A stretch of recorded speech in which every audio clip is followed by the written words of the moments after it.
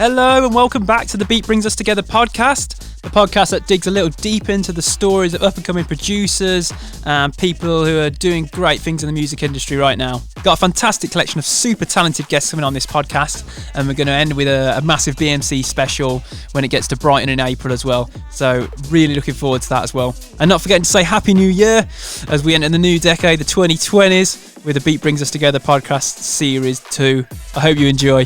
Well, this week on the podcast, I got to catch up with my good friend Marcus Sadler, aka Space Jump Salute. I think we could have talked for hours and hours, especially the amount he talks. But it was really great to kick off this series with Marcus. We've been friends for a while now, and it's really great to see his rise and see how well he's doing. He's got a string of releases stretching from like Tool Room to Armada, Rouge, recently Glasgow Underground. So I think for the producers out there, you're really going to get some great advice on this podcast. So enjoy.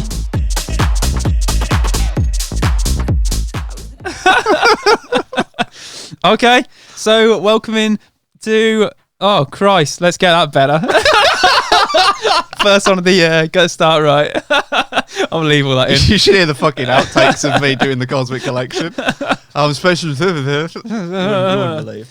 Right, we're back for series 2 of the Beat Brings Us Together podcast. Podcast. Oh, that's horrible. Podcast it. Right. It's not dead and buried yet. It's not a podcast. Keep it going, Luke. Right, we're back for series 2 of the Beat Brings Us Together podcast, and I've got my lovely friend here, Marcus Sadler, aka Space Jump Salute. Hello. And welcome to the podcast, Marcus. Thank you very much. I've been wanting to do this since you started doing it, so thank you very much for getting me involved. And I promise I haven't been haggling him to get me on. Well, you're on the AD special as well. Oh, mate, that was wicked. That was so much fun. Just talking crap all the time. What we got coming up, the BMC special, I think. Look out for that. Yeah. Keep an ear out for me on every podcast and every event going forward for the foreseeable future. I might try and sneak you into every podcast of this series. Oh my God, just I would love that. A couple of words randomly at the end. Just like, and now we're going to cut to Space Jump Salute for his opinion. Yeah. Just like, yeah, sounds good. And then just that's it. Weekly opinion. Yeah, that was terrible. Oh my God, Jesus Christ. Weekly opinion. Yes. You've heard it here, folks. That's what's going to happen. Weekly politics with Marcus Sadler. No. They're all dicks. Thanks, Marcus. Oh, that's put a real down on this series there. No, it's cracking to have you on, and we're in it's a change of setting for the podcast. We're now recording from Pirate Studios' new podcast rooms, and it is bloody nice. Oh, they're so nice. The heating, everything's so comfortable. All the equipment is like really up to date equipment. It's so easy to use, and I love this place. I know we're selling it. I'm not even getting paid advertising from them. No, we're not. So it's just one of those things. Maybe we will now. Fingers crossed. I mean, I'm pushing it. If you're listening, Liam. Anyone who works at Pirate, we'll happily advertise for you. No problem. You've definitely got a tag Pirate on this now. Right, we're blowing off the cobwebs of 2019. We're strolling straight into 2020. Strolling. The roaring 20s. Or the boring 20s. We don't know yet. We don't know. We've only just started. This could be the most boring hour of your life. But we're going to have a good time, so who cares? Okay, let's roll into it then. Wicked. So, you've had a chance to think about these questions ahead of the time. Definitely. Or you're going to wing it. I don't mind, either way. I don't think you'd be able to tell the difference, to be honest. No, I hope not, because you're such a natural. I'm such a natural. Right, so, Marcus. Yes. Space. Yes. What are your first memories of music? Well, when growing up, I used to listen to a lot of different stuff, mainly from my dad. There's definitely a video somewhere, but don't worry, it's not going to be on YouTube anytime soon of me. I think I must be about like 3 or 4. He'll joke and say I was actually 24, but like just singing along to "Dude Looks Like a Lady," like with my dad recording me. Oh, nice! And I just loved all that type of music, like rock bands and all that type of thing. And just getting into it from my dad, like listening to a lot of like Level 42 and stuff like that. Like my dad loves all the 80s stuff, and especially Level 42. Like he loves that band. But nice. I don't know Level 42, but you need to. Mark King, like 80s. It's one of those things that when you're younger, like. it's not that I didn't like the band, it's just that I didn't understand how good they were as musicians. And then as you get a bit older, and like Mark King, like the slap bass, it's just another level. Like, oh wait, like, Mark King. Yeah. Oh, okay. Like that, he's the singer and bass player of Level 42, and it's just so good, so good. But yeah, that's kind of where it came from. Like just my dad really, and then slowly, it's weird because I remember being, I think in like year 6. Year 8, going into year 9, moving into a different school. And I even remember going into that school on like the open night with my parents. Yeah. And we went to the music room, and the teacher was like, "Are you interested in music?" And I was like, "Nah." Not at all. Really? I was just not interested. I don't know why I wasn't interested. And then the next day, if not the next week, this guy called Tom Cull, I still remember, was like, what a name. It's like, he's awesome. So he was a really good lad, to be fair. And he was like, "Marcus, let's start a band." Even though none of us have ever played instruments in our life, you know, that idea when you're that age is like, it's easy to just start a band. And we were going to start a band, and he was like, "I'll play drums." And this other guy called Matt Redfern was going to play bass, even though he's never touched a bass in his life. Tom sort of knew the drums. And he was like, "You can play guitar." And that's the only reason that guitar was my first instrument. And then I went to my dad like the next day saying I want to learn guitar. Oh, sweet. Are you quite the guitar player? I used to be. I mean, I can play like guitar, bass, drums, and piano. But I used to be really good, like not in a ego way, but I used to be really good at like all of them, really. And then gradually, it's like I never owned my own drum kit, unfortunately, just because of money and space and sound and stuff like that. But whenever I was at sixth form and then at university, I'd just book out the room and just play for ages. Yeah, I think I got quite good. Like, I was like grade 7 or something like that on drums and some of the stuff. But it's pretty significant. If you put me in front of it now, it'd take me a good few hours to even get used to it again. But yeah, I guess you got to, well, especially with hands-on stuff. I know it's the same for music production. It's like you need to be doing it all the time. Yeah, exactly. It's weird. Like, I mean, I remember I actually sold all my guitars so I could buy like production equipment. I've luckily bought a new one. Oh God, that's so horrific. It's all right. I didn't use them though for years. Oh God, it makes me feel sad. I've done the similar thing. I used to have like 7 guitars at a time, like, and I'm like, what's wrong with me now? I'm like, yeah, but this one sounds slightly better for this style of music. And you're like, God, but even thinking of selling them, it's like heart wrenching. Oh no, I swapped them all at PMC in Birmingham for a Fender Jazzmaster bass. So like it was for a reason. Yeah. But then now I've gone out and bought myself a just a Fender Telecaster. Oh yeah, they sound superb. Oh, they're so sexy. It's weird. I didn't like Telecasters when I was younger, and then you get older and you're like, God, they're so fucking good. Like they're so good. But yeah, like I don't. I still play, but not as often as I used to. Obviously, just because my main priority is like production and stuff like that. I mean, it's something I need to keep going though. But like, I find with my guitar, especially, it's a bit like riding a bike. Like if I pick it up, like give me about 20 minutes of just messing about, and then I'll pretty much be at the level I used to be, type of thing. But I guess it's kind of different. It's like a physical memory, isn't it? Oh, it's so you can weird. pick it up and you're like, oh, there's a scales, and you're like, that how? Where's the memory bank for that? Because it's like in your.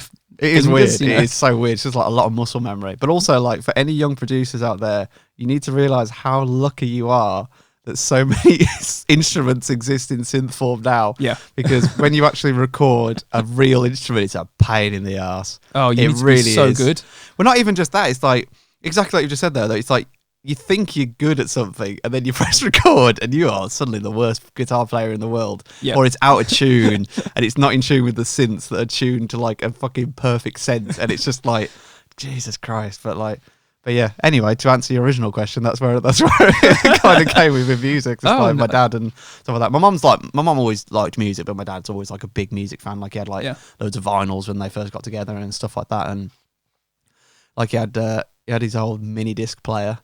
Oh, for anyone who doesn't know what that is, it's a really old technology, which I don't think young kids would even have a bloody clue what it is now. I used to have a mini disc player. Nice. Solid. Solid. I mean, it was ahead of its time. Never broke. Always worked. You could wobble it like nuts and it would just still play consistent rather than the old CD players. So it felt fair. I guess a lot of people are going to listen to this aren't going to know what that is. No. So it's like it looks like the size, I'm pretty sure it's like the size, I'm going to say a floppy disk, but then I'm not sure they know what a floppy disk is. That's not a bad analogy. Like a wallet size? Yeah, it's like half the size of a floppy disk. Do they know what a floppy disk is? No, let's go with a wallet. A wallet's a good size. What's your demographic with this, Luke? I mean, it's like 18 onwards, I guess. Right, okay. To be fair. All right, so, but anyway, like, yeah, so they were like, like essentially just like mini. Obviously they were called mini discs, but the idea is it's like if you think of like a CD encased in a disc, that's pretty much what it was, like a small case. Ahead of its time, man. It was amazing. Like they were so good, and my dad, and the quality was really good as well. Yeah, and he had like some really good speakers and all that type of thing. So yeah, I remember growing up with that, and then I had like my mini disc player, and so yeah, it's kind of my dad really. But then like I said, it was weird how like I wasn't into music, and then I suddenly was by learning guitar, and then because I could play an instrument, then there's like the music kids at school. And then I become friends with them because obviously, we need a kid who can play guitar, who knows how to play Song 2 by Blur. And I'm like, I know how to do that. And it's just like, there you go, you're in the band now type of thing. But yeah, and then it just slowly progressed into whatever the hell I'm doing now. Yeah, man. Okay, so, I mean, you mentioned that obviously you do music production. Yeah. Where did that come about? How did you like make that transition? Or is it by the sounds of it, you did some recording? Or maybe you're doing the recording of instruments now. Is it from that? It was step? it was like weirdly gradual. It's like, so in sixth form, it was a music production music course with like music technology type of thing. But it was like the first year they'd done it. And like, no disrespect to the teachers, I had wicked teachers, but they really didn't know the technology side as much. Like they brought loads of new Apple computers and stuff like that. Yeah. And like, the teachers were like phenomenal musicians and they knew all their theory and all that type of stuff, but that side they weren't as familiar with. And I just, having bought, I think it was like, there was like a summer school thing that I did like before I was in year 9 or something like that, or maybe a bit after.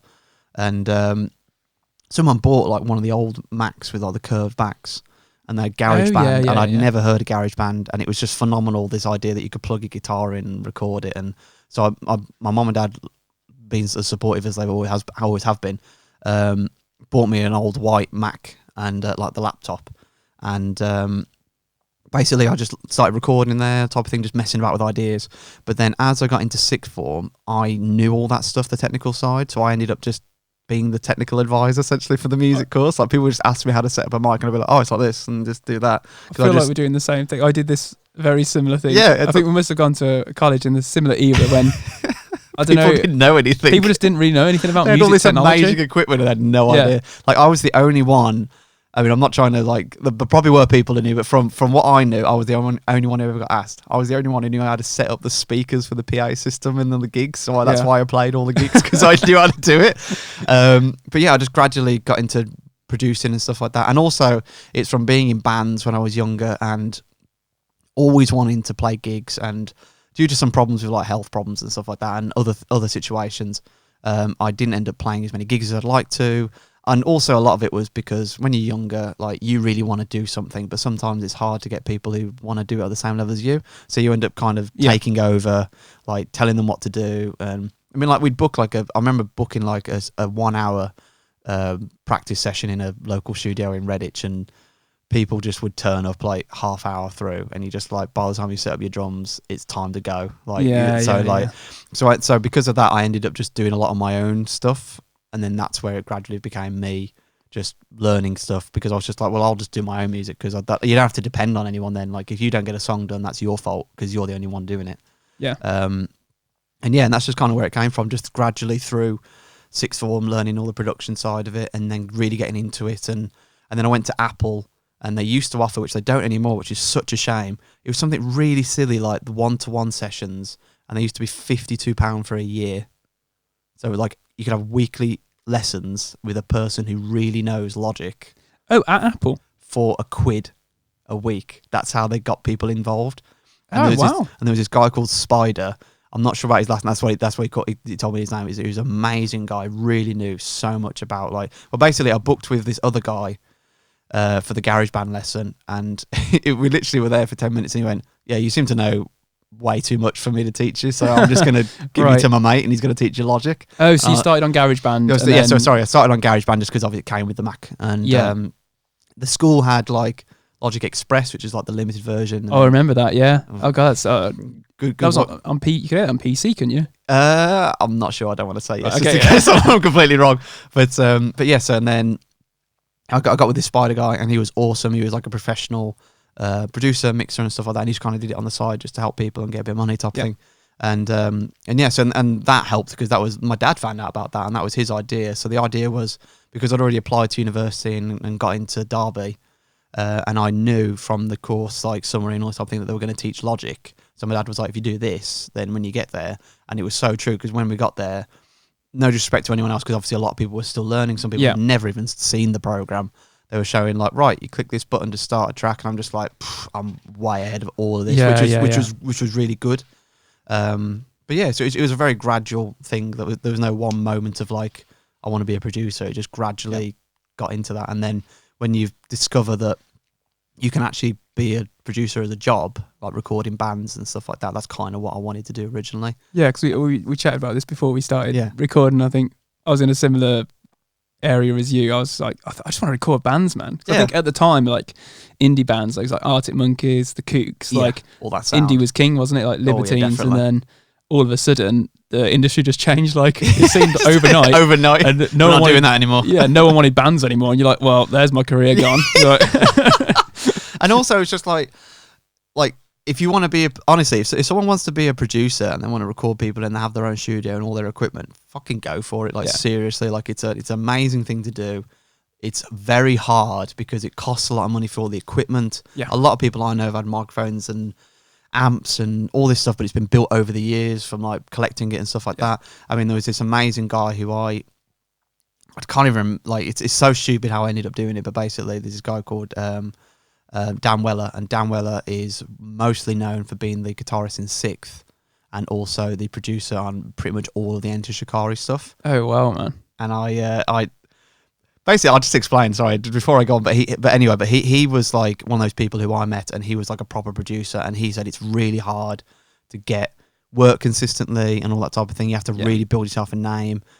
He said sometimes that like you would go to like the big labels and they go, we have this artist, we need all this recording, you've got 2 weeks, and it's just like Jesus Christ, like, you know, like, so it's a lot to do with like multiple instruments and songwriting, recording vocals and stuff like that. But if you want to do it, I'd just fucking go for it. It's hard, but then everything is hard in the artistic industry. I think something I've realised at a point, it's like you're a salesman as much as anything. Yes, that is. You need to learn that quickly. Yes, I took way too long to learn that. That's okay, man, because you're perfecting your art. Yeah, exactly. I mean, but also it's like, I mean, my dad always used to say it when I was younger, and then obviously, you know, you're like, but then you get older and you're like, oh shit, he was right. But like, it's like music in that sense is just like, and the same with anything artistic is, especially if you're trying to make money out of it or a living, you are just making a product and then selling it. Yeah. Don't think you're selling out or any rubbish like that, because, you know, like at the end of the day, you're not selling out, you're just making money out of something you love doing. Yeah. For me, I've always thought selling out is when, say for example, you're a very well-known country singer and then you get signed and then your first release is a trap. Me? Yeah, I'm talking to you. Like, I think you got the wrong impression. No, you know what I mean? Like, this is a theoretical example that will definitely happen at some point in the future. But like, yeah, you're a famous country singer and then you get signed to this major label and then your first release is a trap.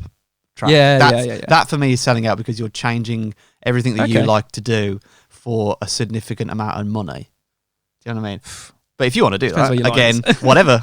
You know, we all joke about the one-hit wonders, but like they're the ones laughing every Christmas. Oh man, I looked at some stats over Christmas for. Did you look up the Christmas singles and like? Yeah, I did. How much money? Totally did the same. Those bands earn each year. It's more money than I earn every 5 years. Oh, not every 5 years, like ever. Yeah, ever. And they earn every year. Yeah, it's insane, man. If I sold everything I owned, that's probably like 10%. Yeah. Not even that. if that, I don't have a lot of stuff. I don't have a lot of stuff. My body, I guess. My kidneys have to go first. That might make a significant amount. Actually, no, I mean, coming on nearly 30 now, so kidneys probably aren't and all pretty the worthless. All the partying that we definitely do because we're so cool. Yeah. Oh, man. Oh, I don't know, man. It's getting to 9 o'clock. My end of bed. Yeah. That was every night, AD. Yeah. Oh, yeah, I think like Christmas hits, really. I'll tell you what, I went, I did some recording at Air Studios. Yeah. Have you heard of it? It's not, I can't, if I remember rightly, it's the producer from like one of the Beatles studios. So it's like a bit like Abbey Road. Okay. And I was in there and I was like watching people work and I was like, oh man, I'm kind of like quite jealous of what these people do. I was like, this is what I wanted to do. Yeah. It's like, what? It's just a different experience to be in there, because usually we're sitting at home on our own. We've got one other person with you know, or with a singer and stuff, and you're like, in your bedroom, and you're in this like gigantic, it's like a converted church into a studio room. There's like an orchestra and stuff, and I was like, this is insane. That's what you do when you make all your money. Like, that is your studio. Yeah. Like, you just buy a church and convert it. I was like, it couldn't be more opposite to what I do.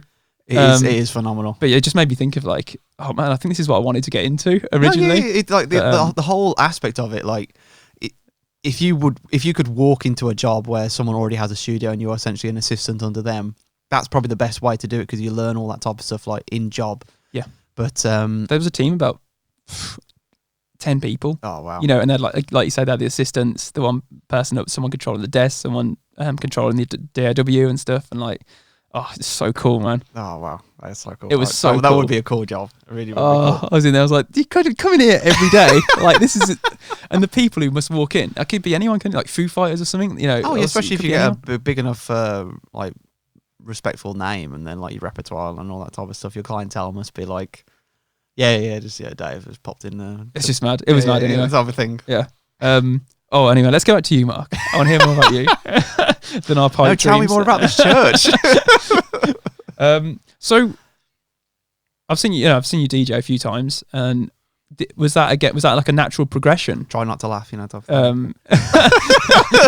Was it a progression from having your tunes, then getting them out there, and was it a springboard off the production, or was it so basically like when I first started doing like house music and stuff like that, because of coming from a band like background and playing instruments and stuff like that, so I bought a load of synths, like Machine and a load of MIDI instruments and stuff like that, and set it up with Ableton Live and all that type of stuff. So I used to play at like the Nest in London, but like when the doors opened to nobody, as I imagine most people have done in their career at some point. That's it, man. But the only reason they put me on first, or like just after that, is because essentially I'm like a band, really, like a live instrument, because I had all my synths, and God, you wouldn't believe how heavy my backpack used to be. Jesus Christ, I was sweating so much by the time I got to London. And I had all that type of thing, and then I remember asking, like, could I play a bit later? And they were like, well, no, because that's when all the DJs come on, because if anyone's never been to the Nest, what they'll normally do is they'll have like live bands or that kind of thing, and then the decks get pushed forward, and then it becomes like a dance floor. Not every night, but the night where I played, that's what it would be. And I knew nothing about DJing. Like, I knew what it was, obviously, and type of thing, but I really didn't know. Like, I think my cousin Josh used to DJ like when he was younger, type of thing, and then he kind of got out of that type of thing. But then I was talking to my manager at the time, who's still my manager now, Dan from East Harbour Management, and he just said, well, why don't you just look into DJing, because obviously going forward as well, that's something that it makes gigs easier, because you don't have to turn around to someone and, I mean, like, we got people like Rich Horton, and who now can turn up and say, yeah, I've got all this stuff, and you're going to accommodate for me, which is obviously understandable because of who he is.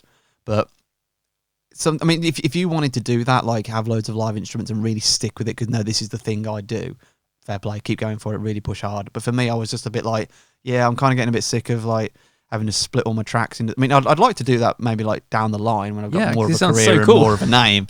I'm actually doing something to people, But then I think as well, when I was younger, like there was that horrible stigmatism about DJing, that like, that was the around the Skrillex era, where it's just like press play DJs and stuff like that. And obviously those people exist, which we're all aware of, everyone in the industry knows. But there are some people who are phenomenally talented, and also it's not so much about like what you're doing up there, it's like picking up the tracks, reading the crowd. That's still one of the hardest things, which needs experience. You can be in your room and do the sickest mix that you can ever think of, but if it's not what the crowd's feeling at the time, it counts for nothing. So that's how it kind of came about. My manager at the time was just like, wanting to think about looking into that. And then I bought like Tractor, because like most people couldn't afford my own CDJs and still can't. That's why I come to Pirate Studios for all my I don't think you should be splashing out on expensive I would stuff love to one day, but with. it's just like, it's like if you can afford it and you can be comfortable with it, then fair enough. But if you can't, it's not worth it. All does the same thing, man. Exactly. I mean, like practice at studio, you can actually turn it up loud anyway. Yeah, exactly. You can blast it up. It's like, I mean, the prices are stupid here, like in a good way, like type of thing. Again, we're not endorsed by Pirate Studios. We're just telling the truth. Yeah. But but yeah, and then I got Tractor and just learned from there. And then sometimes, and then I progressed again because I had a few gigs where I would turn up with Tractor, and it's not like people were giving me any rubbish for like, oh god, he uses Tractor and stuff like that, because like some massive people still use it. I mean, I know Latman uses it in combination with the CDJ, and people like that. But then when you'd play and you'd have all your stuff, and then the next guy would just literally whack up with a USB and be like ready. Yeah, you just look and you go, God, that looks so much better, like so much easier. Because at the end of the day, it doesn't matter what you're using; it's what you do with it, type of thing. So I know we joke, like, you know, people are like, oh, you turn it with a USB, and back in the day it was vinyl and CDJ and all that type of stuff. It's like, as long as you can get everyone going and everyone's happy, in the real world, the crowd could not care less what you're using. In the nicest way, like, unless it's like we're making a big deal that like Luke Hassan is playing live with all of these things, or like, vinyl only set, You will like, really hear that as well, won't you? Exactly, that the real purists will really know and give you a lot of respect for that. Which I give a lot of respect to people who do that. I know you could do that. I can't do that I could just about do that. You could do it a lot more than I can at the moment, type of thing. Like, I can just do one and then I'm good for like until that CD runs. Jesus Christ, that vinyl runs out. But yeah, it's just like a gradual progression type thing. But that kind of got kicked off from my manager, basically saying you should do it because I can actually get you more work. Basically. Well, that's it, man. You're diversifying your skill set, and it's that salesman thing again, isn't it? Like, exactly. You're expanding your base without selling out, I guess is what you're saying. Yeah, no, exactly. I mean, it's like silly things like I know you'd contact venues and they'd be like, "Yeah, music sounds good. Yeah. What, what are your specifications?" And you're like, right, I need all this stuff. I need a table on my own, and you can see them just go like, oh, fuck's sake! Like, I mean, you've seen a lot of these venues. Well, sometimes it's just a small area where you can DJ, there's just not that accommodation. No, I mean, before available. I would literally have like the DJ before me would have to pick up one CDJ, and I would just have all my equipment in the space of a CDJ, which is not a lot of space. Yeah. And then the next DJ would play on the opposite one, like to start his set, and then we'd reconnect it, and it's just like, oh god, yeah, it's quite and then I'm by the top while we're doing that, I'm wrapping up all my wires and making sure I've actually got all my equipment for the next gig. And it's I would really like to see this though, because I didn't know you did live stuff. I think there's a video on my YouTube channel that's private, and I could probably send it to you. Yeah, that'd be really cool, man. Yeah. That's a you exclusive. No one else is gonna. Yeah, I guess so. It's a bit embarrassing, like. Okay, fair enough. Like, I don't know if it's embarrassing. I think it's just like a bit cringy because I kind of filmed it on my phone and then tried to edit it and make it look like. Oh, maybe want to do like a 2020, but one of your tracks, and it's like a whatever set of your releases that have been out over the year or something, and that might be cool. I'll break that. I mean, like, as well, like I went off like playing live because I had a lot of substantial radio stations, I'll say that, who would be like, oh, why don't you come on and play live? And I'm just like, you do realise I'm playing electronic music house, and in all respects, like, it will just sound exactly the same as if I just played the track. No one, especially on radio. It needs to be shorter anyway, doesn't it? Yeah, well, exactly. One needs to be shorter, and two, because it being radio, if you're playing like Maid of Ale where everyone can physically see you on a video, that's also available. Yeah. It's like, it's just going to sound exactly the same as if I play the track, and I could just be sat in a room on a table and no one would know the difference. And then they go, and that was Space Jump Salute playing live, everybody, and you just like. I guess half of it is the look watching you do it, isn't it? Exactly, it's really fun. Okay, let's blow my mind a bit. That's really cool. Something new, learn about you. Learn. 2 things I learned about you. 2 things. 2 things. I now know 4 things about you. Your name. Can feel this friendship growing. We're very like private people. Give it another few years and I'll tell you my middle name. Ooh, I didn't know you had a middle name. Oh, I'm going to say DeFeffel. Go on then, I'll go with that one now. It's what you're going to change it to. Right, well, I mean, we have mentioned it already, I think, but obviously AD 2019 was a pretty cool thing. It was your first time.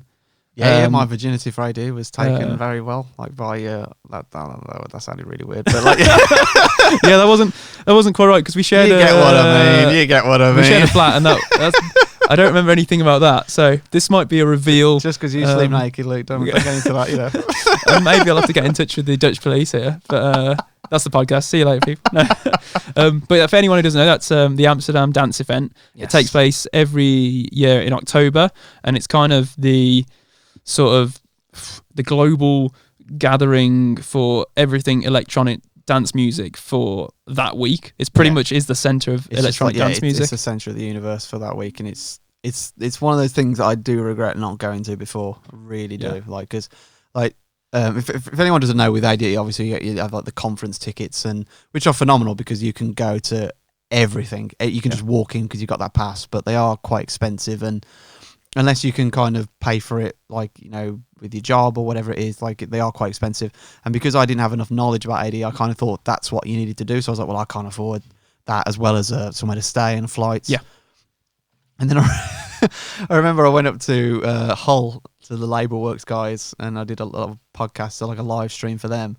And I was talking to Dom, and he was like, are you going to IDE? And I was like, oh, no, I can't afford it, like, type of thing. And he was like, what are you on about? I was like, it's like, you know, tickets. And he's like, nah, mate, no one buys those tickets. Like, everyone's just talking in cafes. And I was like, oh, for God's sake. And I just like massively was like, oh, what an idiot, like, type of thing. Like, obviously a lot of people still go to those things, and they are very worth, like, you should go to them if you really want to. But most of the business really does happen like on the on the street. That sounds really dodgy, but like, I guess just like bumping into people, meeting in hotels, meeting in coffee shops and other venues and stuff like that. I mean, we went to one of the hotels that was like, basically, it's one of the first hotels. Like, I can't remember the name off the top of my head. People are probably going to be shouting it. Victoria. I think it might be that one. I'm not too sure. Victoria Bar at was it not Metropolitan? I don't know. Sorry, I went to say a really stupid thing and say it's on the river, but in Amsterdam, that's pretty much most of the city. You moron. It's opposite the train station, isn't it? But for everyone who doesn't know, it's no, not that one. Sorry, there's another one. Sorry, I do apologise. One that went to, and it's one of the first ones that was like an official hotel for ADE. Like, oh, cool. So a lot of people still go there because it's like the old school type of thing. And I went there with the Labour Works guys, and it's just everyone is just stood outside, all chilling with each other, like Anime Agent Dance, Cuff P, like just like all these people. And you're just like, you're right. Yeah, I really like your music. Do you want to listen to mine? Yeah, cool. You know, it's like everyone's just so chilled, and that's the biggest selling point for a producer and like or anyone who owns a label or anything like that in the industry. Is like, you can just walk up and talk to these people. Obviously, be polite, be respectful, but like, be a normal person. Yeah, be a normal person because they're normal people as well. And it's like, well, like I told you, like, I remember sitting down with my aunt, and we just come from another event, and we just like sat on a bench just to chill for 2 seconds, and then bloody Eats Everything just walks past, and you just like, you need to go grab him because you're an idiot if you don't just say, you know, man, how you doing? You know, and he's just like, you know, such a nice guy, which we already know about him, but like, yeah, it's that's you can't get that in London. You can't get that in like, I don't even get that anywhere. No, you really can't. I mean, from talking to people, they were saying that obviously Miami, their conference is just more like just partying with everyone, like not like everyone having a good knees up type of thing. There's still a little bit of business involved, but AD is like the main business conference. I guess more so else. because it's a global gathering of people where there are other good ones, like IMS in Ibiza is a good one. IMS, because you get good like more business reportings, like a lot of more information of like how the year's gone, I guess. Yeah, I think it's in May, isn't it? Like what's coming up for the next season and stuff like that. It's like just before the Ibiza season kicks in, so it's like this is what we've got planned type of thing. Like a lot of announcements happen, and then obviously you got BMC as well. Which is great. More of UK focused. I was going to say that. Yeah, I think the best thing about all of them is like they're all different. Don't feel like if you go to one, you've already gone to another type of thing. Like they're all different for their own reasons. I mean, obviously there's like the Dubai one as well, which is like kicking off as well. I mean, ADE do different ones as well. They do. I do that. They were doing one in they were doing them in India. Wow. Because that's one of the fastest growing markets. Yes, it really is. Like it really is blowing up. And they were doing one in. Oh, I'm pretty sure it's the Caribbean somewhere. Bloody hell, I need to go to that one. Yeah, I'll be good on it. But they were doing it. I'm pretty sure even before like Dispatch. Yeah, I don't know what type of music that is. Yeah. But it's kind of like, it's quite unusual because it's like Spanish music, but it's got kind of like an Afro Caribbean vibe to the soundtrack. Yeah, okay. And I can't remember what that type of music's called, but it's kind of reflected in that in their AD conference over there. Oh wow!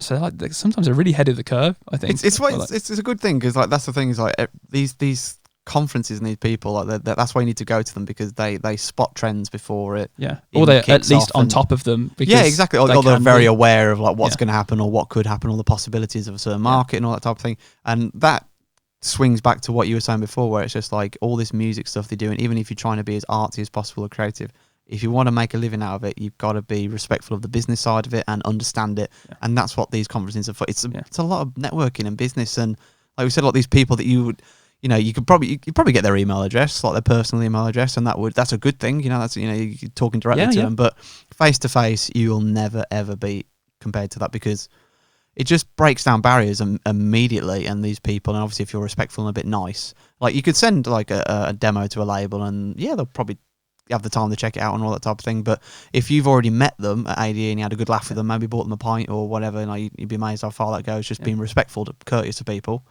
Like the next time you send them a track, they'll be like, "Oh yeah, I remember this guy. He was a really cool guy. I'll have a bit of a listen to it." Like I'm not saying that's how you should. It's a bit dodgy, but like that's how it works. It's just I mean, you had quite a successful ADE. I know we mentioned it on the podcast before, but it worked for you as well. It did. Yeah, exactly. Like just being there at the time. Like obviously that's where I got Party House signed to Glasgow Underground, was because of being there at the time. Cassim playing it at their party and the crowd reacting and saying to Sam Dexter and Kevin that this is available. And like I said, like I did say in the previous interview, that I'd like to think that they'd have listened to it and gone, "Oh yeah, this is cool. We like this type of thing." But when it's like in a crowd, that's why all those videos of DJs playing people's tracks are like gold for like social media and marketing, because it's like, look at the response. There's not so much the track. It's like, look at the response that the crowd gives this track. And I had a few videos like that, like few DJs sending me stuff of like stuff I've had on Rouge and stuff like that. And it's something like, it's not like an ego thing. It's just so cool to think that something you made in your studio, and then these people are cheering. Like 3,000 plus people are cheering at your drop or track, kicking or whatever the main part of your track, and you're just like, wow. Like, I mean, there's been a few more people than that listen to it because it's been on Annie Mac's show as well. Yeah, it's a few more than a couple of thousand. Yeah, whack that plug-in, good one. But I mean, how many listeners does Radio 1 have? Oh, I couldn't even imagine. I mean, that was a mental thing. I mean, I had Martin Badder message me, "Mate, I think I've just heard your track on Radio 1. I was like, nah, whatever. And I was at work, and I just ran down to the cellar, which I probably shouldn't be admitting, but I just got on my phone and like connected to the Wi-Fi just to quickly listen, because it's just like, some guy wants a cappuccino, but this is way more important at the moment. I'm sorry. I'm going to get the milk from the cellar. I'm just like flicking through the, come on, where is it? And weirdly, because it was Annie Mac at first, because I didn't realise she'd been sent the promo. Right. I was like, it's probably just not my track. He's misheard it, because the thing that's going on at the moment is Annie Mac, and they're on the BBC Sounds app, and could go back, and it's like, oh my god, like she actually did play it. And then it got played again on her club mix, which was just amazing. Like, I mean, obviously a big appreciation as well to her producer of the track, because I know she's picked stuff, but I know he has a big hand in that, because I couldn't imagine how busy she is.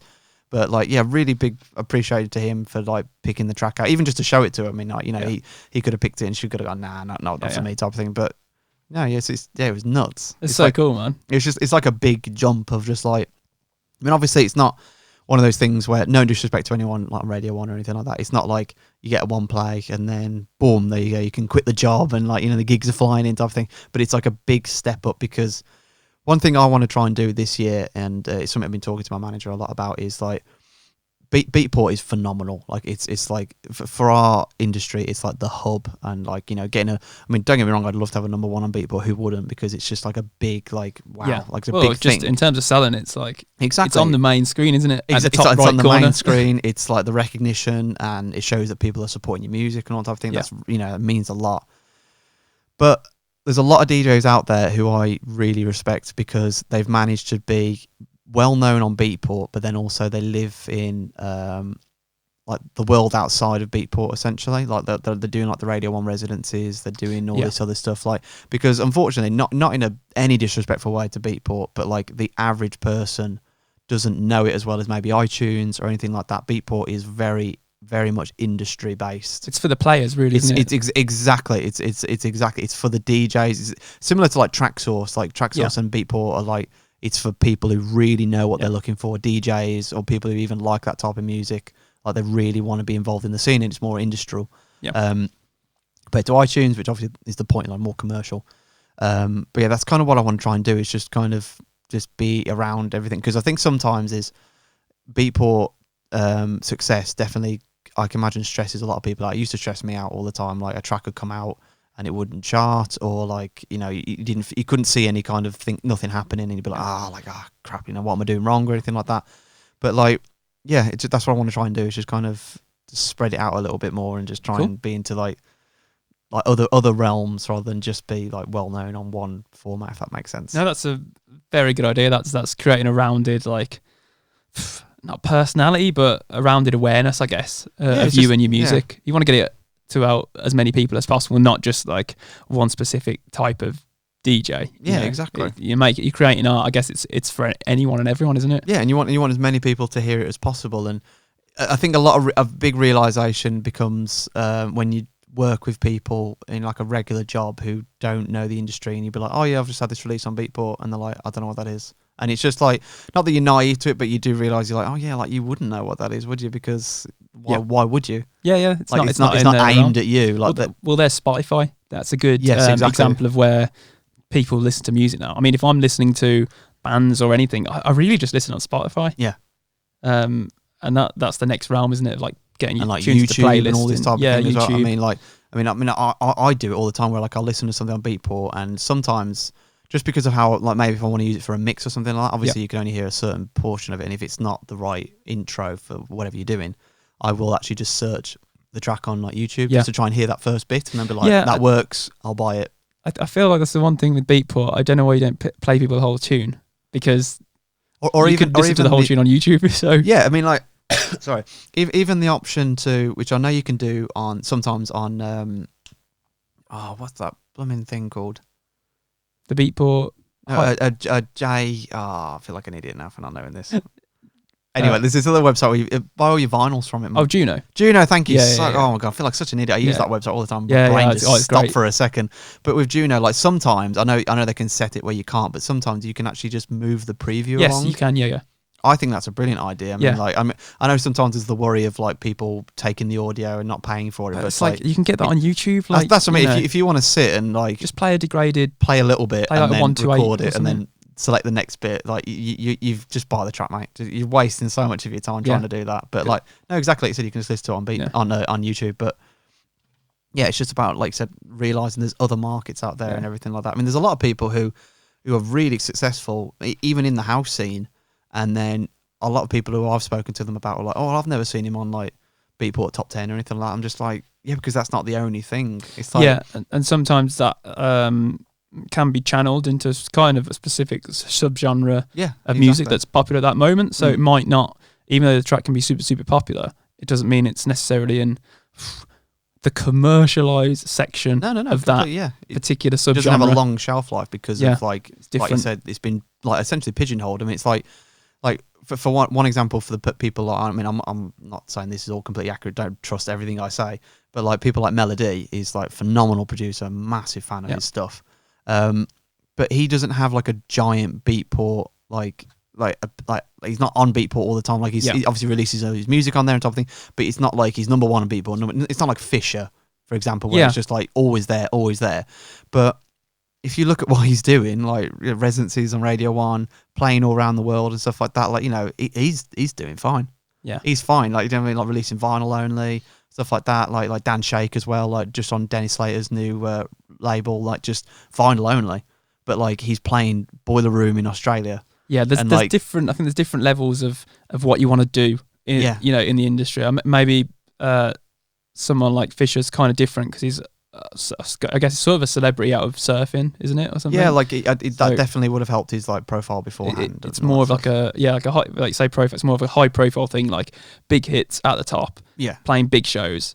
I'm not sure. Maybe the other things would even suit what he wants to do. No, exactly. You know, vinyl only releases. It's not. That's quite a niche thing. Yeah, like exactly. Boiler Rooms. I'm not sure that'd be his thing because they tend to be more curated sets. They're for like deeper for the listeners, aren't they? Yeah, exactly. Like the purist type of thing, of like certain genres and stuff like that. Like, but like, yeah, that's kind of what I want to try and do. Is just trying to like reach into not be like a jack of all trades and a expert of none, but like just kind of reach out a little bit and just realize there's all these other markets and potential that like it's a lot of work, like, you know, type of thing, but like it's worth it in the long run. It's part of your growth as an artist, though, isn't it? Like, exactly. Your goals change like continuously, and I think that's for me is a very similar thing now. I'm like, I'm sort of expanding with like different aliases, and now I'm like, I can make all this different type of music. the goals have changed now. Yeah. Like, this kind of where I want to go. I'd love to have a vinyl release. Yeah. oh, mate, I would love a vinyl release. And also, it's like I find it will de-stress you slightly. It's de-stressed me because it's like you look at some artists on Spotify and they're playing and they're having like the amount of monthly plays they have is nuts. Yeah. And then you look at their Beatport presence and it's like, who?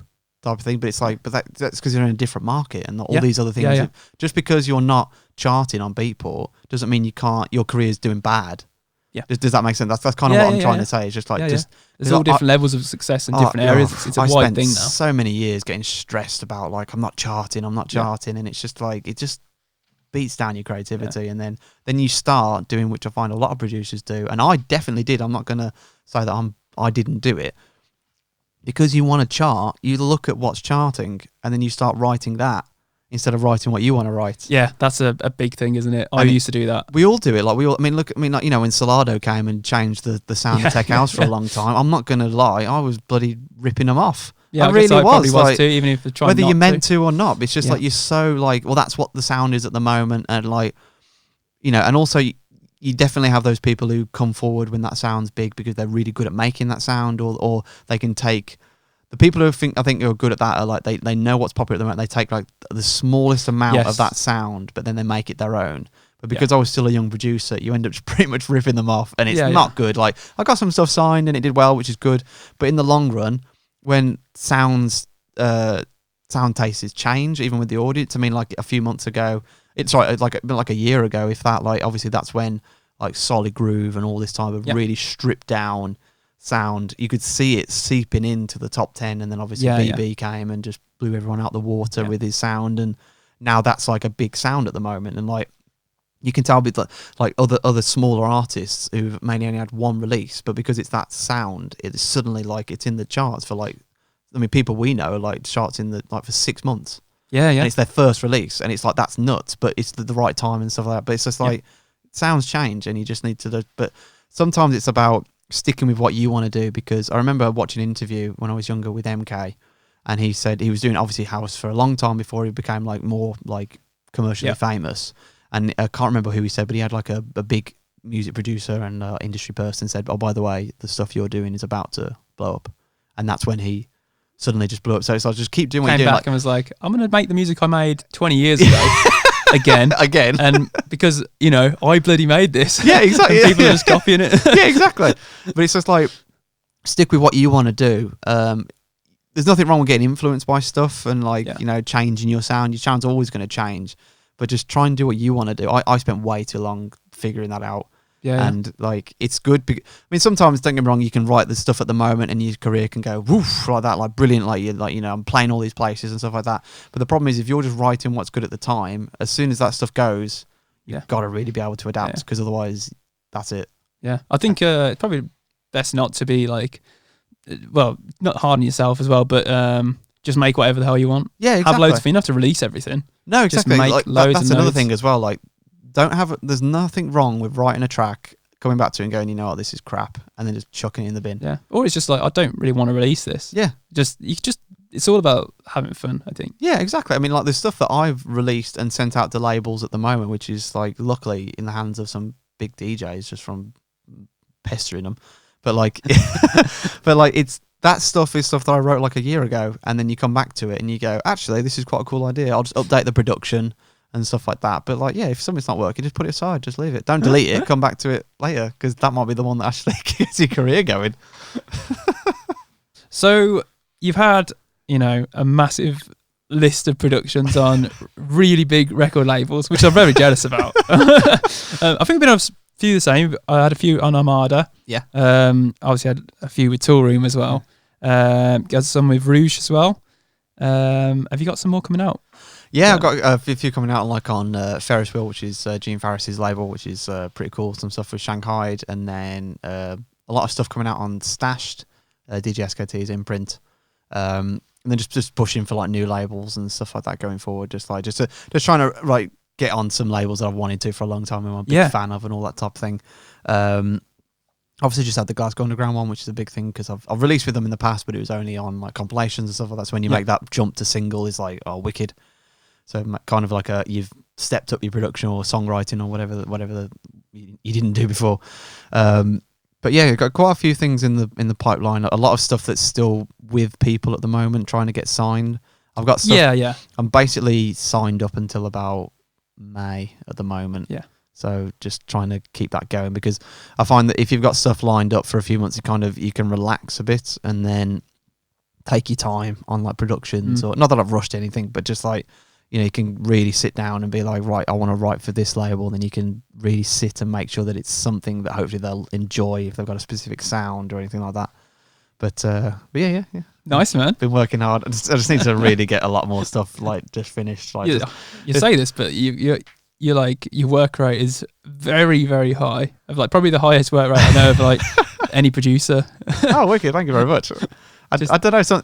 I mean, if you're up to me, I'd just be doing it 24/7, obviously. But like, that's not physically possible with day jobs and other things. Yeah, I know. But no, yeah, I do try really hard to get stuff out. I mean, like a lot of stuff I wrote over Christmas and then just kind of left for a bit, and I'm coming back to that at the moment. Oh, cool. I've got like 3 tracks that I want to send to one specific label, and I've already been talking with their head of music and stuff like that. So yeah, it's like a lot. They like it, but like it's just like you need to work on this type of thing. Yeah. But I have written one track, which I think is fingers crossed going to be the one that they want, because it's just like I can't think of anything that is more suited to them at the moment. So yeah, fingers crossed. But sometimes it's just like it's luck of the draw with labels, I find, because I've even had it where I've sent stuff to people and they go, love it, mate, absolutely love it, but I've just signed something that sounds a little bit similar and it's coming out, and it's just like, shit. And then like, because obviously they don't want to oversaturate with the same sound and that type of thing.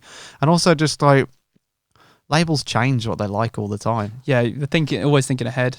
Yeah, exactly. Always thinking ahead. Or sometimes labels just want to do their own thing, where they're just like, right, everyone's really loving this bloody tech house at the moment, but no, I'm not doing that. I'm sticking with classic house, and that's fine. That's cool. That's what they want to do.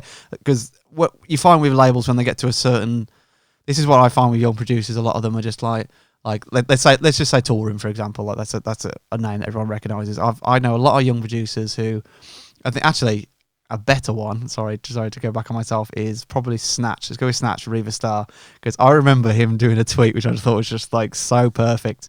Of basically, he'd sent someone had sent him a track, and he came back to him saying, I like it, but it's no, it's not for me. And then their response is, but it sounds just like everything that's in your top 10.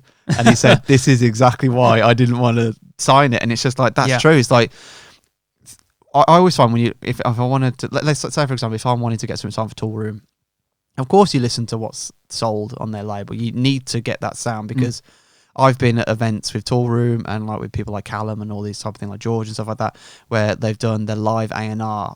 And even Callum said that like you'd be amazed the amount of stuff that people give them, and it's just like EDM or like hard techno and stuff like that. Not that there's anything wrong with any of those genres, but it's just like that's not what Tool Room sound is. Oh, we get it with Replay as well. Yeah, exactly. It's like, I was just about to say, you must get the exact same thing, where it's just like your label's got a certain sound, and obviously when you get to a bigger level like Tool Room, they've had their sound for a long time. It's well known. They know what they're doing with it, so they not so much stick with it. Look, they obviously fluctuate, but they mainly know what they're doing. Like they know the Tool Room sound, and a lot of producers will know the Tool Room sound. Yeah. But like, yeah, it's just like, listen to their top 10, but like, don't just copy their top 10, because like why would you want, like, it's like me offering you a t-shirt that you've already got. It's just like, but I've already got it, so what do I want another one? Slightly different shade of grey. Yeah, slightly different shade of grey. That's what it's slightly different from this track I've already released, but like, that's great.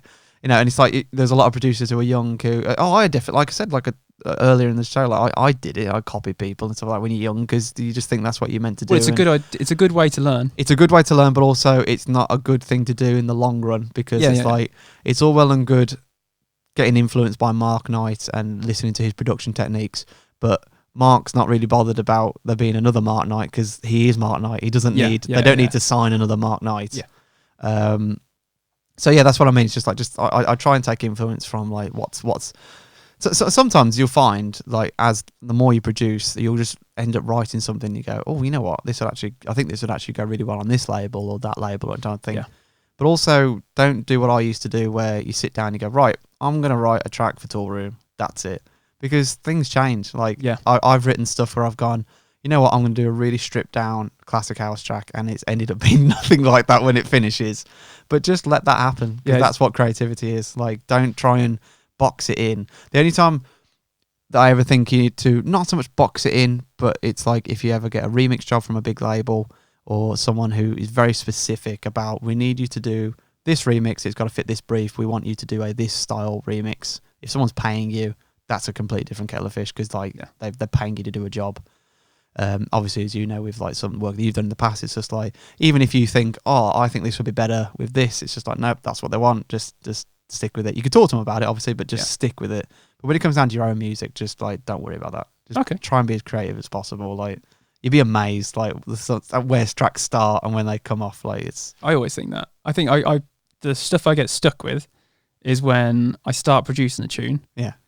And then I get about 2 hours into it, and I'm like, I'm just not getting anywhere. It's because I'm trying to do something a certain way, and then you got to let your creative juices flow, man.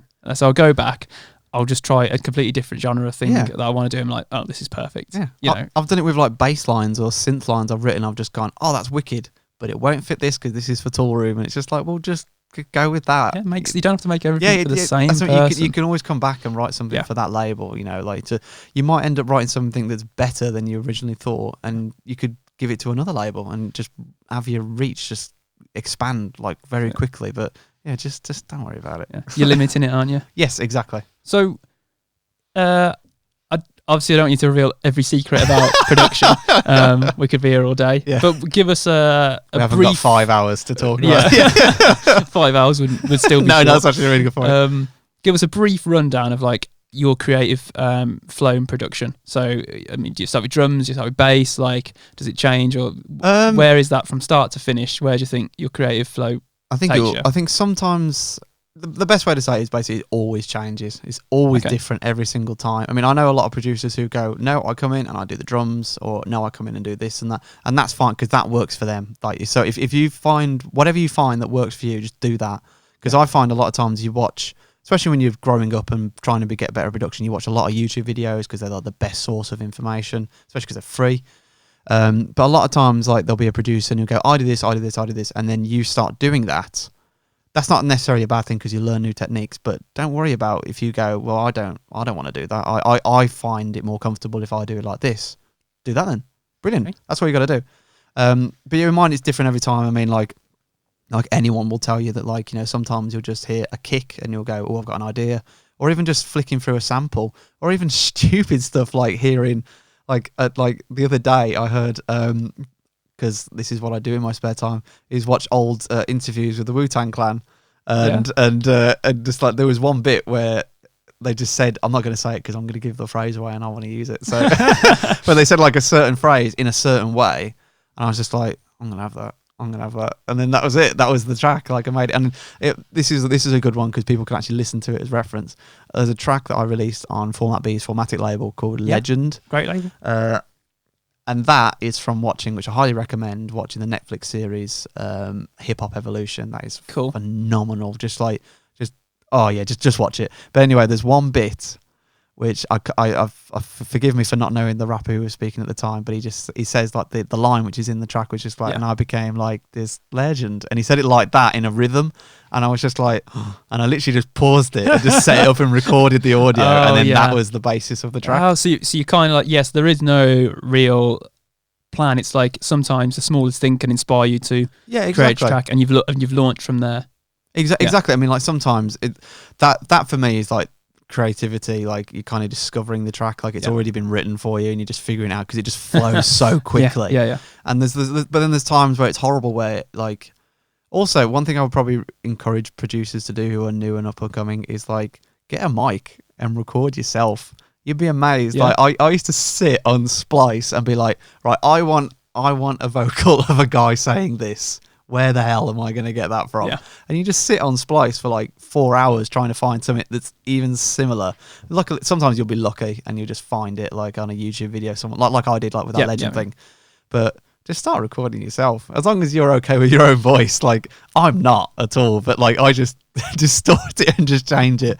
You'd be amazed the amount of tracks that are actually just me saying something. Yeah, it's just been detuned or like affected, but it's just you just have so much more freedom because like with a sample, obviously sometimes it's amazing, but if you're like, oh, I'd love it if like the guy went up here or down pitch wise, and you're stuck with it. It's a pre-recorded thing. Like, whereas if it's your voice, you can just re-record it another way. But yeah, it's get into that. It's a great tip, because you'll be surprised that a lot of the productions that are out there that you're buying to DJ with are just, it's the producer's voice on it. Yeah, and they've just messed with it because you've got exactly what you wanted. Oh yeah, exactly. And also as well for like new producers, I would definitely recommend, like, don't get me wrong, like when like big people like Tool Room and all these other big people release their sample packs, obviously the quality of them is so high, and you just want to use it because it's just all pretty much made for you. You can drop a bit and you've got an amazing beat. You know, the Rennie and Miz soundtrack, like all the ones that Mark Knight does, like they're really, really good.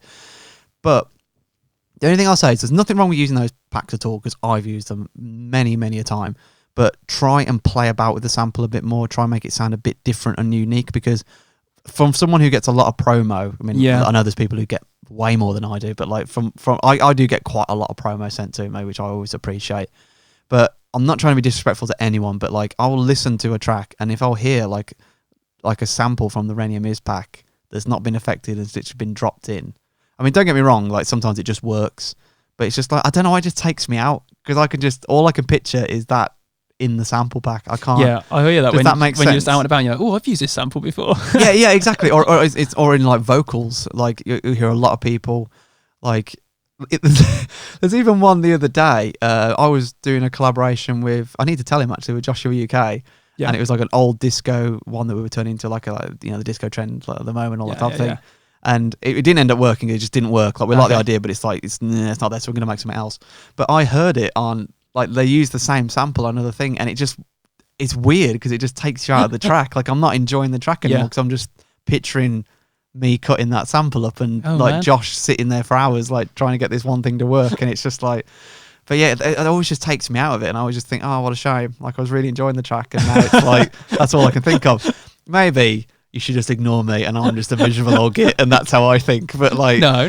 But I just always think like just fuck around with stuff, like especially like with me in Ableton, and like here's an insider tip, but just like literally just like what I've started doing, just whack ping pong delay on, take sync off, put it on a time, and just fuck around with that for hours. Seriously, you'd be amazed the amazing sounds you can get just from a basic spring delay. You'd be amazed. That's a cool tip. I like that. That's what I do, and now everyone's gonna rip me off. But like that's a lot of my stuff is just like, I've always enjoyed production when people would take it, and things from stuff I used to learn at university, they would like take a sound that's like really dry and then just put it in a room, and it just gives it so much more character, or emphasizes characteristics of that sound that it's got. And just go nuts with like modulation, and just like just go nuts with it. Just play about, because a lot of the stuff that I have is just every big producer will always quote the happy accident.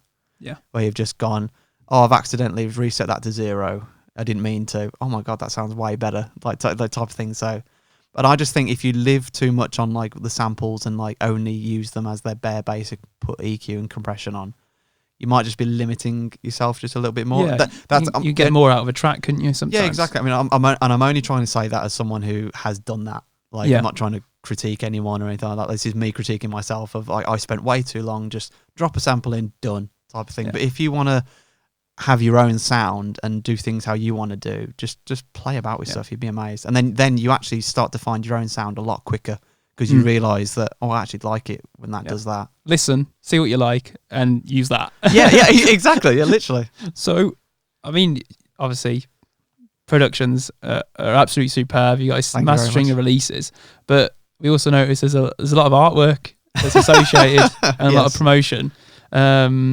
I'd love to hear a little bit more about that, because I believe it's quite closely connected to yourself, isn't it? Yeah. It's a guy that I keep in the cut. No, joking. So for a lot of people who like say they like my artwork and stuff like that, and it's always been a bit funny when people message me saying like, even not too embarrassing, but even Martin Badder the other day was just like, oh, I've got this release coming out. Do you think you could get your artist involved? I'm like, yeah, I'm sure I could twist his arm a little bit. The joke is I'm the artist, basically.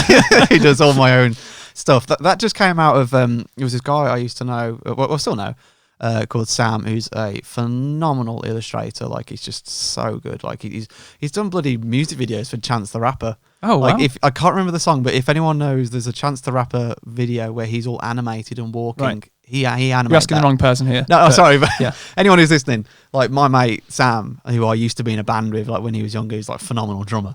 But like, he illustrated all of that like on his own. It's phenomenal artwork. But like, I used to give him money just to, because before I did the Cosmic Collection, I used to do the Salute tapes, like my own mix on SoundCloud, where nobody would ever listen because I had like 40 followers or something really stupid like that. But anyway, I wanted to have original artwork for each one.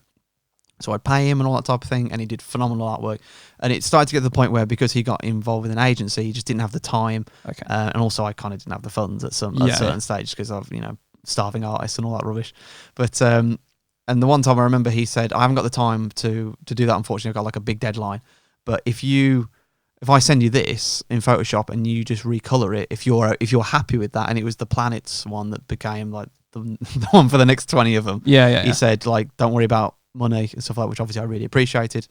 So that's what I did. I just like recolored it basically. Nice. And then that's how I got involved in Photoshop and stuff like that.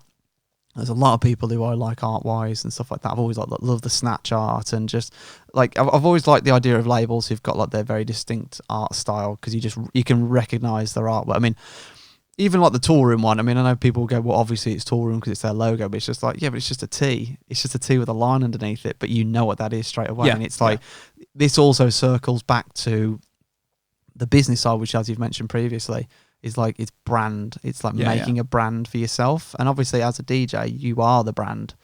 But if you can have like we said earlier, look at Fisher. Fisher is like wicked tunes. He seems like the guy you want always at your party, and he's always having a laugh and all that type of thing. That's his brand. Like, whether he means it to or not, that is his brand, and they know what they're doing with that brand. He's not, if Fisher suddenly was really depressed in all his videos and was just like, I've released this track, whatever type of thing, then what the hell's going on? Like, that's not what I know of that brand. It doesn't seem to sort of associate with the music either, does it? No, exactly. But it really does all connect into it, like with like appearance and stuff like that. So I gradually just started making an art style that I liked. I'm not trying to say it's unique by any stretch of the imagination. It's really not. It's just like I enjoy doing it, and that's kind of what I do now. But okay, well, I'd like to hear your, because you have your own design. I don't want to say the name because I don't know how to pronounce it. Basically, it's called Mare Designs. Mare. Okay, I was saying Mew Mew. So I'm glad I didn't say it. This is the new name, Mew Mew Designs. So Mare Designs. Mare Designs. Okay. MEH Designs. Basically, I just kind of, it was one of the things where I always enjoyed doing the artwork for Space Jump, and then you find that, well, instead of just constantly doing posts about DJing and beatport, it's like you want to make your own original artwork it just furthers your skills, and like you get to learn more about like Photoshop and all these other techniques that you can do. So I just set up like an Instagram, and that was the idea. Which is honestly, the original idea was just like, whatever, I'll just make some artwork. It's a bit of fun. If I get some followers, wicked. If I don't, who cares? I just get to improve every time and learn new techniques. But it just started taking off a little bit, and I've started getting quite a bit of work for like certain labels, which I won't say because just in case they don't want me to. But I mean, obviously it's very public that you can see your design. Are you open to helping other artists with their massively. Like it's one thing that will be. I mean, I'm not sure when this podcast will go up. It probably will have already happened, but like I've got some few things lined up with people like Labelworks who I massively appreciate with the amount of support they've given me, not just with my music but with my art. Like, to Alex and Matt and Dom and everyone there, they're just so fucking good. But like it's a service I'm going to be offering where basically I've started doing these things called press shot alterations. Yeah. Because as DJ, and as many people know, there's like, I always think there's kind of a running joke where most DJs sound the same. Whoa, take that out. Most DJ press shots look the same. Like, it's very basic and so. And as a DJ, it's hard sometimes to make your press shot look interesting. Yeah, because what do we do? We sit in a room. Yeah, you sit there, and it's just like, what personality have we got? And then you get it where like a lot of people in Birmingham have all got the same background because they found that one wall that looks wicked, and then they've all got look at the same. city. It's industrial. Yeah, exactly. Like, it's just like, but so I've just started basically where someone will send me the original photo raw, and then I'll just like affect it and just make it completely different. And I just think it just helps people stand out a little bit more. I've already started doing some for some other DJs, which can all be seen on the Instagram and all that type of thing. But it's really cool though. I love it. It's so cool. It's just it literally just trying takes to you out of wherever you are. and exactly. you put him somewhere else. Yeah, just trying to be just like a little bit different, because I just think it just helps them stand out just that little bit more. I mean, don't get me wrong, like if someone came to me saying I want something, which is what that, like, as you can see on the Instagram, certain DJs were like very specific. They were like, one of them was like, I want to be on a planet with the Swedish flag behind me. And I was like, that's fine, I can do that. And that's on my Instagram, you'll see that. I've got to see, I haven't seen that one. Oh yeah, I'll show you that. That's cool. But like, yeah, that's what I mean. And that's fine, because you can do that with Photoshop as long as the photo raw is good enough.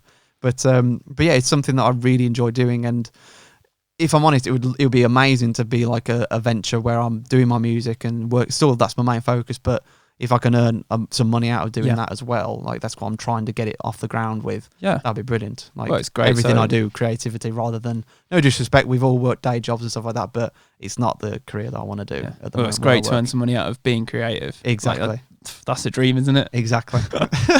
Well, I've got a couple of quickfire questions. Oh god, this is for you. I know. I only asked you this. Told you this before. Like we walked in the room. before you press record. By the way, I'm going to do this. Do this as well. Give you at least an hour. Okay. So, what do you think? Because we're coming in 2020, start of the year, new decade. Blah blah. We already mentioned that. What do you think your top music moment for last year, or even just the start of this month, has been? I mean, for the start of the month so far, I've just had it literally today. I haven't even posted about it. I had my house track, Party House, added to the Beatport Peak Hours chart, which is really cool. Man. I really appreciate that, and getting featured on the front of Beatport, that's wicked. And then the Tech House one as well. I'll probably say, I think just going back for last year as well, it's definitely got to be signing it to Glasgow at ADE. With you there, and just like, what the hell was that 30 seconds? Like, if you go back to the AD special one, you'll hear me explaining it more in detail, but it's just like, it's like 30 seconds. It's so cool. It was like, what the hell was that? Like, it was all pre-arranged, but it wasn't. 30 seconds and it's changed. 30 seconds and I've got a sign track. Like, it's just amazing. But yeah, probably those two at the moment. I mean, like, so I've got a lot of stuff hopefully coming up for this year, but for where we are at the moment in this year, that's a wicked nice start to the year type of thing. Okay. And obviously, like the Animax stuff last year type of thing. Obviously goes without saying. Sorry. There's Animax stuff as well. Yeah. Okay, nice. So you got Animac, you got Animac Plays, you got Glasgow Underground signing. What is your most embarrassing moment of the past year? Right. So this is when I was playing at oh my god, what is that club called? I feel like such an idiot now. Anyway, I'll tell you what, it's actually probably better I don't say. It's a big club in London that's very, very well respected, and I somehow BS'd my way into being the headliner. No, just from like. I know what you're on about. Yeah, you know what I'm on about. Let's just say XOYO, basically. I played at XOYO. Anyone who's there will know this. So basically, because I'm so cool and unique, I had this really wicked idea to have the Run DMC track My House as like the intro, because obviously the guy goes My House, and then the idea was it was like that intro of the song, but then when he goes My House, the idea was kick into an actual house track. So anyone who knows what CDJs are knows that if something's like, if you accidentally press sync and it's not been set up tempo wise, the track that follows the first track will be set to that tempo. So obviously a hip-hop track is not the same tempo as a house track. And sometimes with CDJs they won't lower the tempo to like where it's like 107 or something like that. They'll double it. So this track was like 90 something. So the next track is set to 180.